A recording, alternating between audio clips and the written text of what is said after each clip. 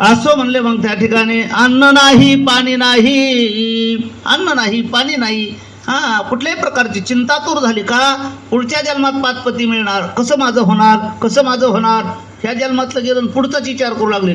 तसं प्रकार आहे बघा. जो माणूस पुढचा विचार करतो का जंतूचा, पुढचं काय करायचंय, कसं कसं करायचंय, हे जर विचार केला तर दुःखी होतो. कृष्य झालं शरीर, काय झालं बरं पुढं. पाच पतींची चिंता घेऊन आत्मा गेला कुडीतून.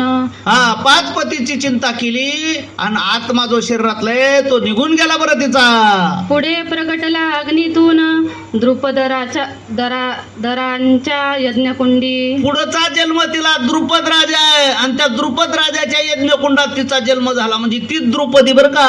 ही भगवान श्रीकृष्णानं द्रुपदीच्या मागच्या जन्मातली कथा सांगितली. मल महिन्याला पुरुषोत्तम महिन्याचा अपमान केला म्हणून ही घटना घडली म्हणतात. पांचाळ भूप यज्ञ करी बाला तेथे रूपधरी.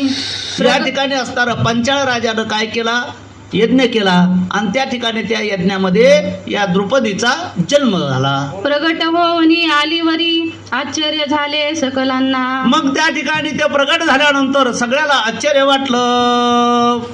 याज्ञसेनी तीच पांचाली द्रुपद कन्या द्रौपदी झाली. तीच पांचाळी द्रौपदी आणि द्रुपद राजाच्या घरी झाली म्हणून द्रुपदी आणि यज्ञक्षणी हे तिला नाव आहे. यज्ञात असताना जन्म झाला म्हणून. स्वयंवरात यथाकाली पत्नी झाली पांडवाची. मग स्वयंवराच्या टायमाला अर्जुनानं माशाचा डोळा उडवला आणि या ठिकाणी असताना काय झालं, त्या ठिकाणी पुढचा जन्म तिला तर द्रौपदीचा मिळाला आणि 5 जणांची पत्नी ती झाली. पूर्वजन्मीची झाले पती विचित्र कैसी दैवगती.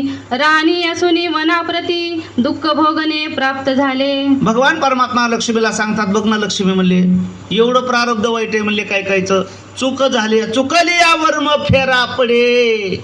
या जन्मात चुकीले पुढे भोगावंच लागेल. सांगू लागले म्हणतात, अरे 5 नवरे असून एवढं मोठं राज्य असून वनात फिरावं लागलं आणि भर सभेत केसाला धरून वस्त्र फेडलं तरी काही चाललं नाही. कशाचं प्रायचित्त आहे.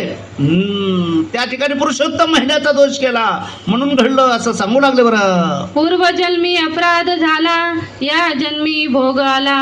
मेधावती त्या द्रौपदीला वनवास घडला पतीसह.